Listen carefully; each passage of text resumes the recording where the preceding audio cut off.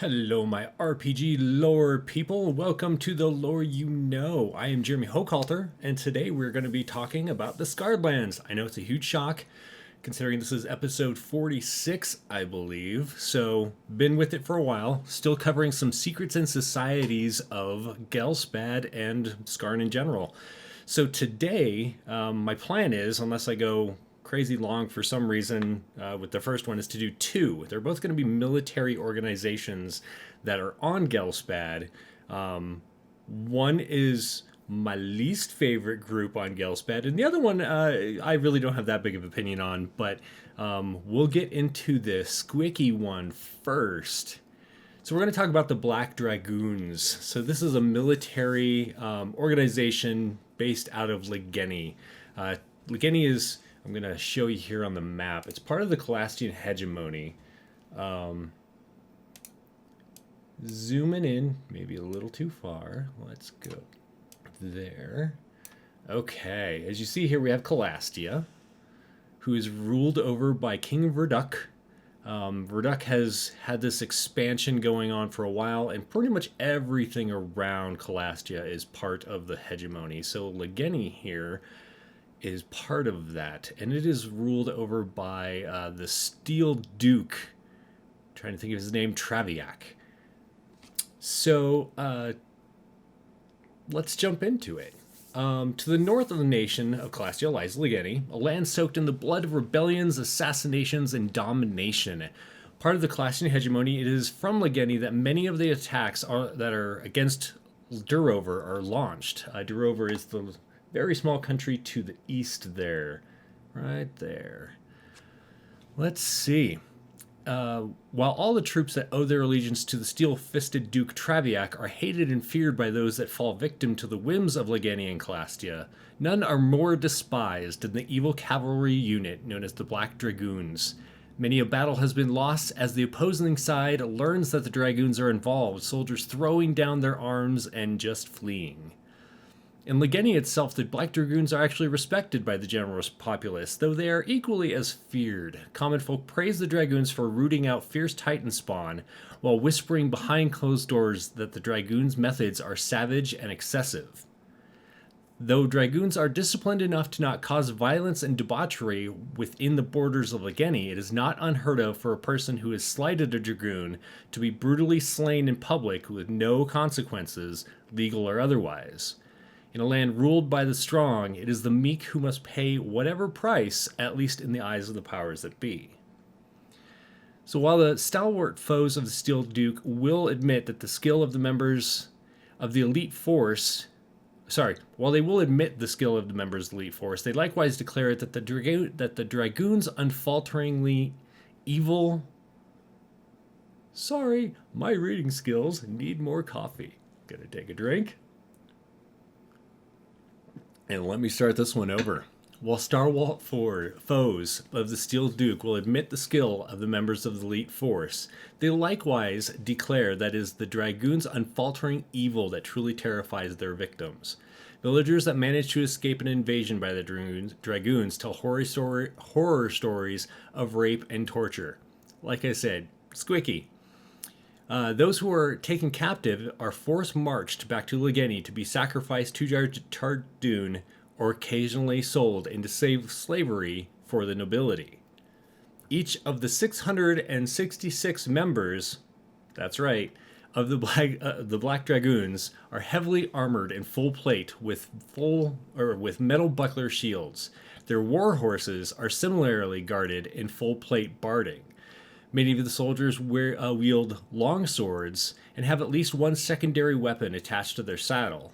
In addition, they carry their signature dragon crossbows, carved to resemble a dragon in flight. Bolts fired from these crossbows are imbued with magic, engulfed in flame that many say remind them of a flaming dragon. These burn the target and ignite flammable materials. In addition, when they strike, a bolt causes a fear effect from the point of impact. Some Dragoons do forego the magical crossbow in favor of standard crossbows from which they can fire poison bolts. Captain Kosei, the leader of the White Company, wields a war scepter of Chardoon in place of the standard longsword, a sign of his priestly bearing. The Dragoons are made up of 5 companies, each composed of 10 wings, or 12 cavalry soldiers. A lieutenant that answers to a captain commands each wing, and each company is led by a captain that reports directly to the field marshal. The current field marshal is named Brizak, and when the Dragoons are at full strength, they number 600 elite soldiers, 60 lieutenants, 5 captains, and the field marshal. Now, none of the Dragoons are women. The soldiers that follow Brizak's words,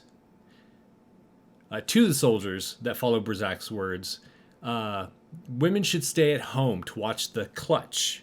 Yes, like a draconic clutch.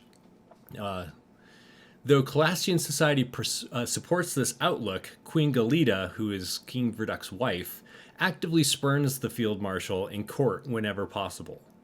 There's one exception to the rule of no women in the Dragoons, however. The eldest daughter of Duke Traviak, who is the leader of Lageni, whose offspring have only so far been female, was raised as a boy. The fiery-haired Maria serves as an officer in the Black Dragoons, where it is said that her sadism and violence makes even her fellow blackguards pause.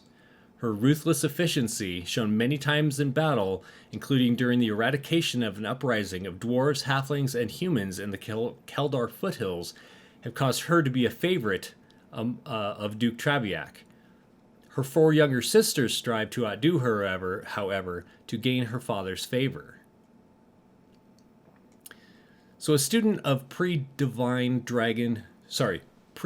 War Dragon Legends, Field Marshal Brizak has a penchant for the creatures that shows in the Dragoons' divisions and insignias.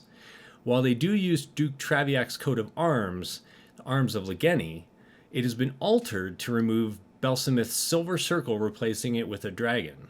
The field behind the dragon is colored to represent its affiliated company, either black, red, blue, green, or white. And for each wing within the company, the dragon itself is the color of a chromatic or metallic dragon, either black, red, blue, green, white, gold, silver, bronze, copper, or brass. If the colors of the company and wing coincide, the dragon is rimmed in a black outline on the colored field. Now, it doesn't delineate a difference if there's a black on black, so I'm wondering if the that rimmed line is still black, and so it's just like an all black with that kind of upraised embroidery to make it noticeable.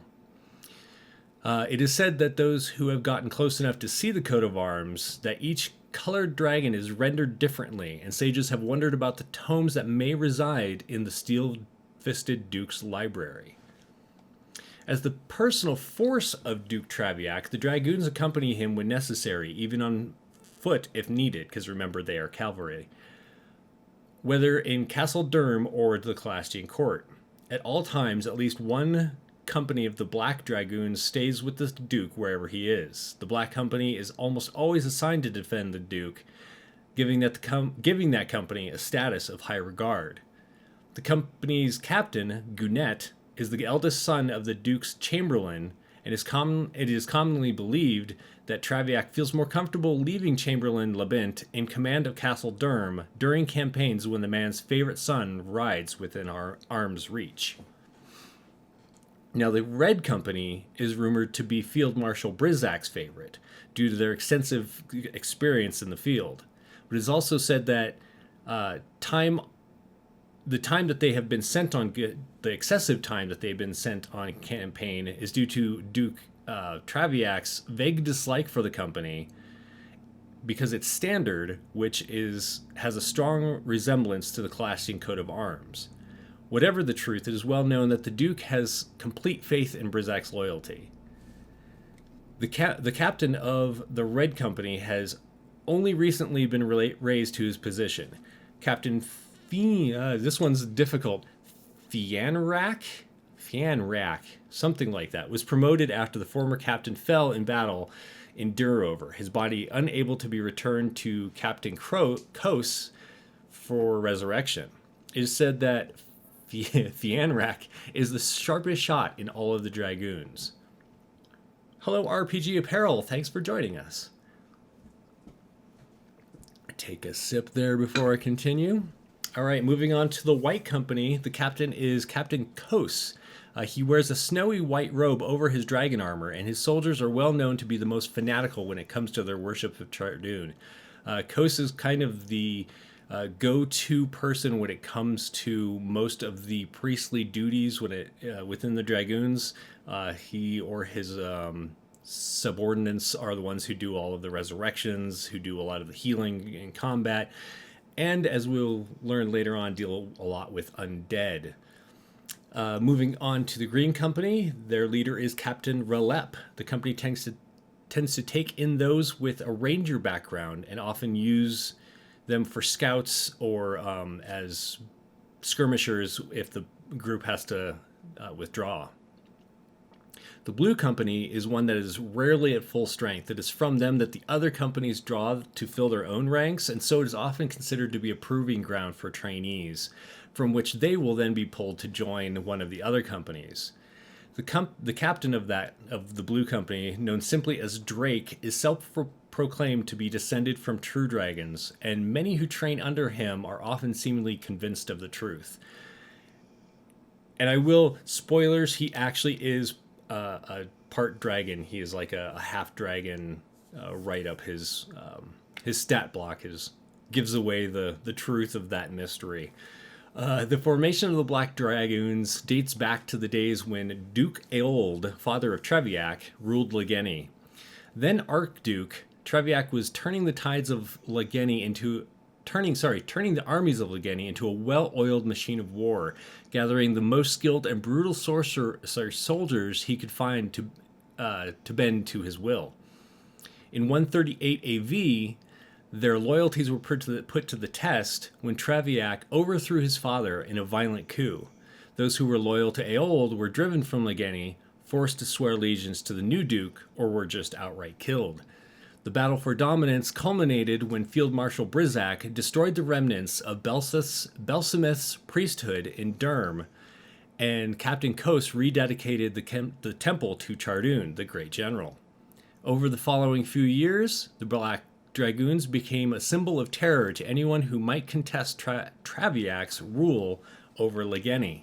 The grueling regimens established by Brizak and Kos under the watchful eye of the new Duke Treviak yielded a force whose bloodthirstiness is perhaps only rivaled by the most maddened warriors of Vangel and in skill by those in the Legion of Ash. If you want to hear more about the Legion of Ash, check out the Derakeen episode on YouTube. Over the last decade, Duke Treviak has waged a bloody campaign against Lageni's eastern neighbor Durover. Incursions forced... You know what? I actually have art. I'm going to take a break and I'm going to bring up the art that I never thought of. My bad. There's some of the pleasant fellows in the Dragoons. Okay. So over the last decade, Duke Treviak has waged a bloody campaign against Lageni's eastern neighbor, Durover. Incursions forced through the Iron Tooth Pass in the Kelder Mountains have penetrated deep into the country, often turning the capital itself into a battlefield.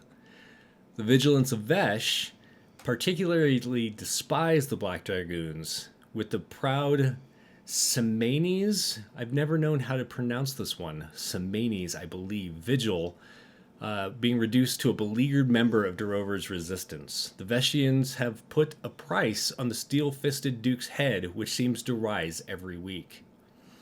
Now, Treviak secretly hopes to capture Durover for Lageni rather than Calastia, to whom he owes allegiance.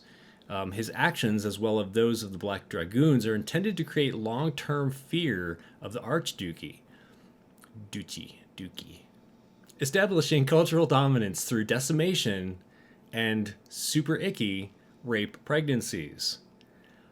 Ironically, through these actions, the Calastians are going to appear almost as saviors in comparison. In Lageni's capital, Durm, the Black Dragoons are housed in their fortress temple known as the Dragoon's Lair. This is the temple that was seized from the Belsamites that once housed there and was rededicated to Chardoon.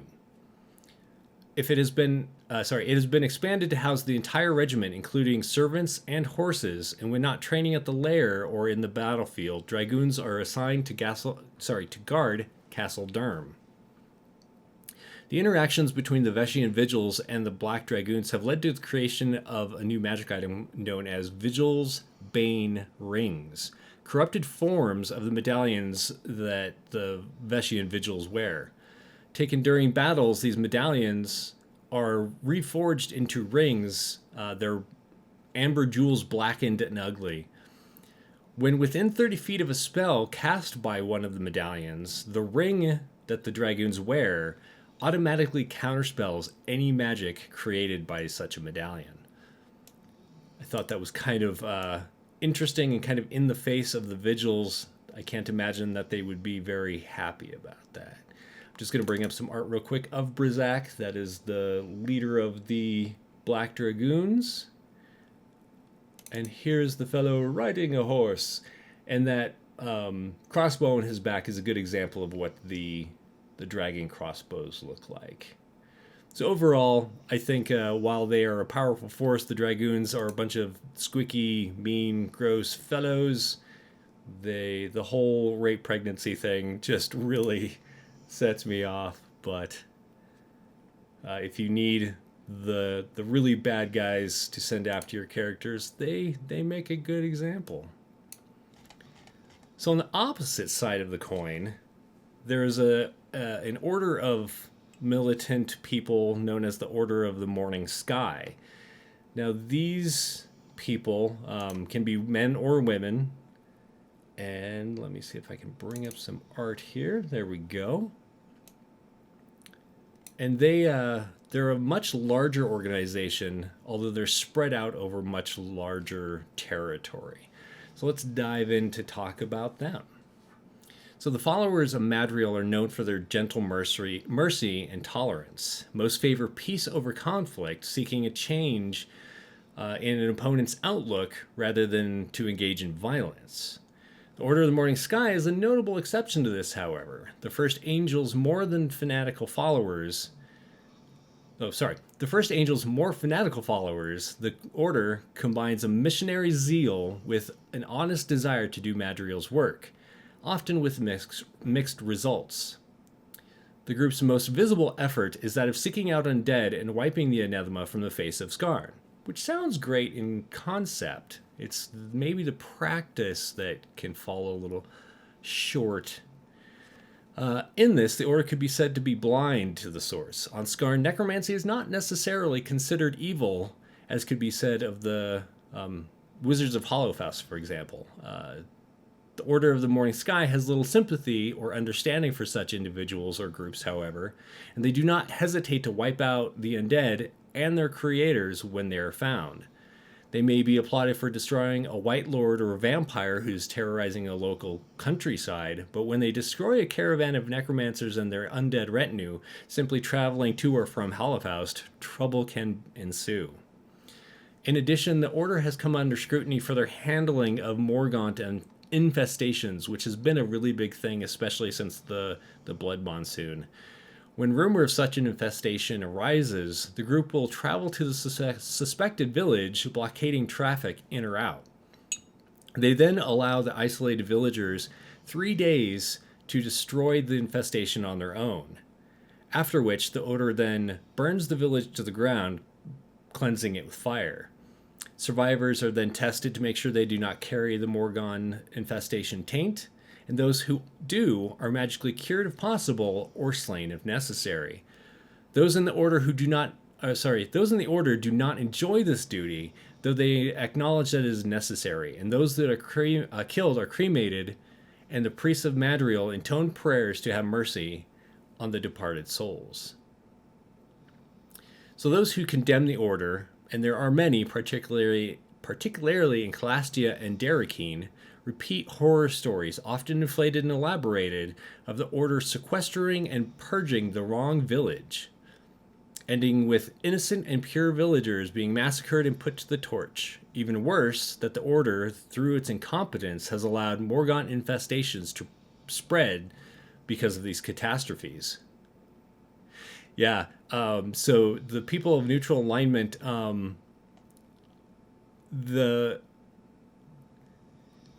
it's interesting because the entry for the Order states that they don't need to be neutral, as one that follows Madriel tends to be, that neutral good. Some definitely are chaotic.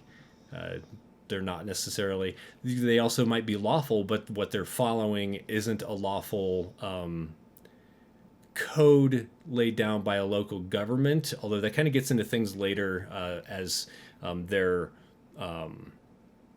tenants change over time to not interfere. So I'll get to that in a moment. But yeah, they don't need to be neutral good to be a part of the Order, which is interesting. Yeah, yeah, exactly.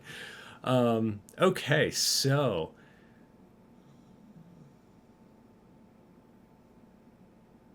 those that speak out against the Order don't mention that many groups wouldn't even give a village 3 days to deal with infestation, or that the Order goes to great length to spread information on how to recognize and combat Morgant infestations as well as diseases across Ghelspad to begin with, to try and stop these things before they have to go in and essentially destroy an entire village of people. Members of the Order often viewed as fanatics with little tolerance for outsiders, a grim paradox to those faithful to Madriel. What we were just talking about.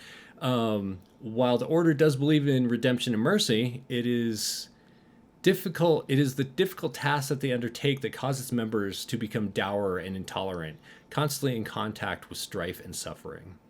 The Order is not all combat and burn villages, however.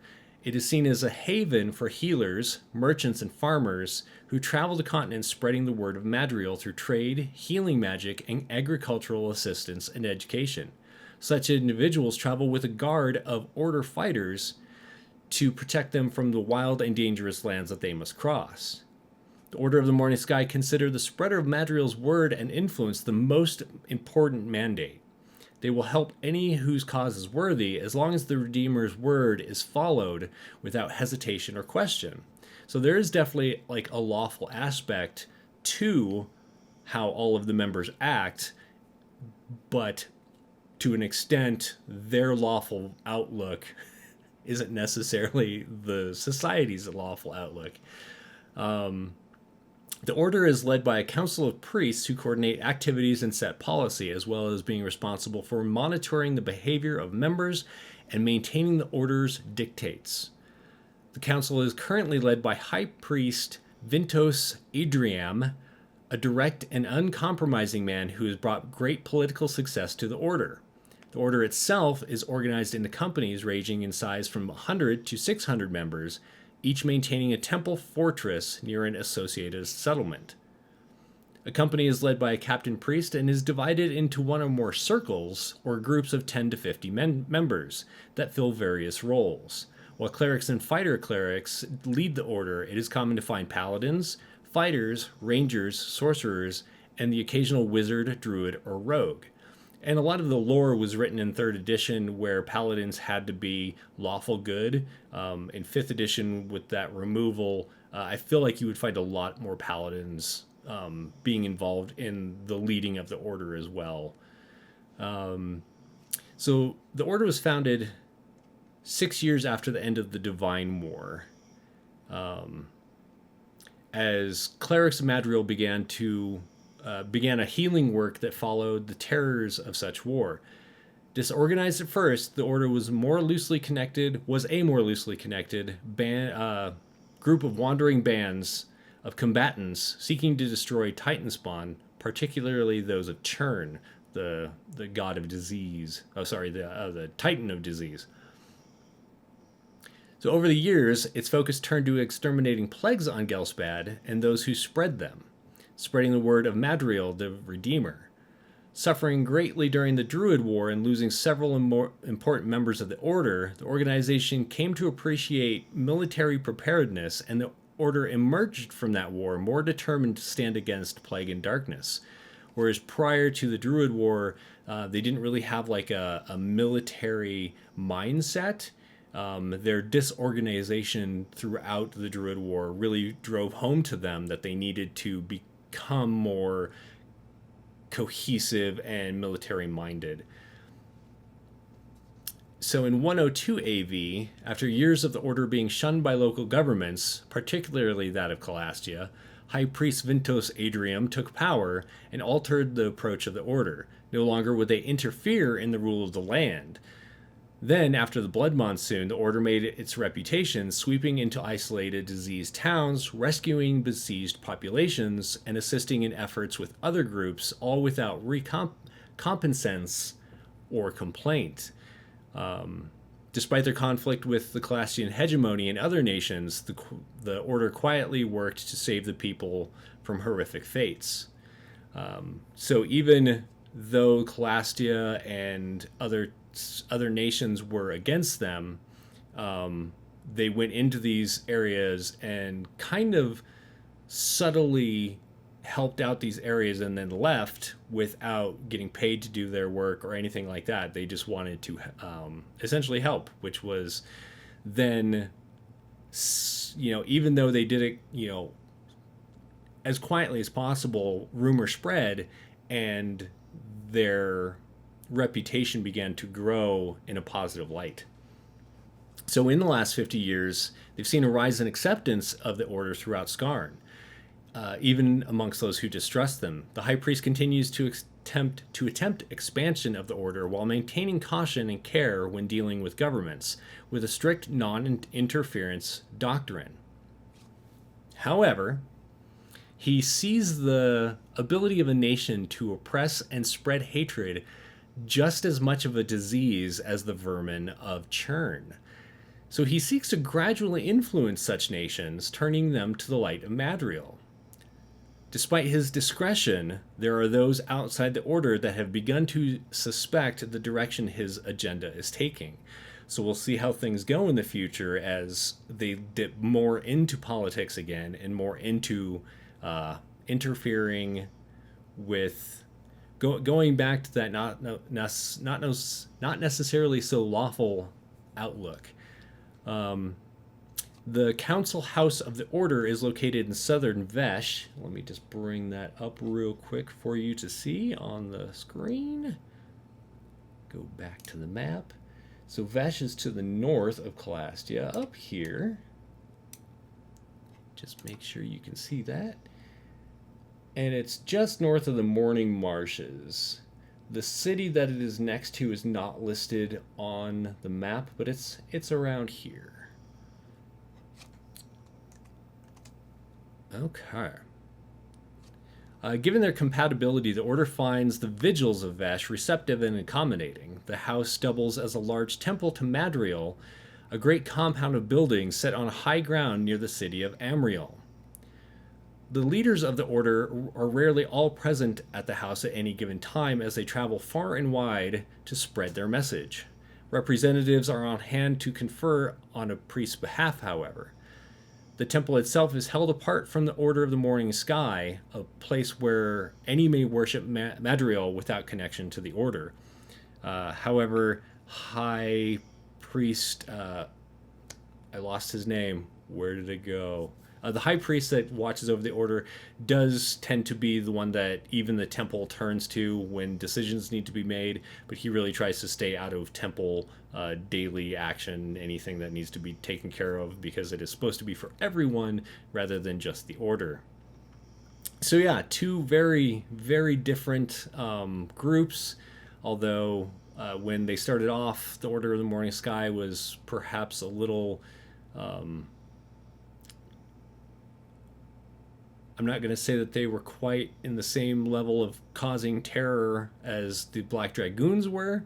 However, I will say that they were definitely feared by those who potentially could be diseased. I could see the people of a village trying to hide any kind of infestation from the world so that they don't need to worry about this order coming in and sequestering them and potentially burning down their village because of a disease. But I would say that today the order is held in much higher regard, while the Black Dragoons are still feared for just cause. They're squicky. So that's the presentation for today. I hope you enjoyed this dip into Scarred Lands lore. Next week, going to continue with Secrets and Societies. I have a few more to go through before we wrap that up. If you'd like, follow along here on Twitch at WH Publications. If you want to follow my more day-to-day stuff, you can follow on Twitter at WH Pubs or on Facebook at WH Publications, or head over to WHPublications.com to see all of the things that I've published on DM's Guild and Drive Through RPG. There's new stuff coming up in the near future. One of today's viewers is the head of that project, and I can't wait to be able to announce it and talk about it more. But until then, thanks everybody for watching. You all take care. If you have any questions on future episodes, feel free to bring them up in chat or send them to me on Twitter beforehand, and I'll make sure to answer those questions. Yeah. Thanks for watching, everybody. You take care. Bye.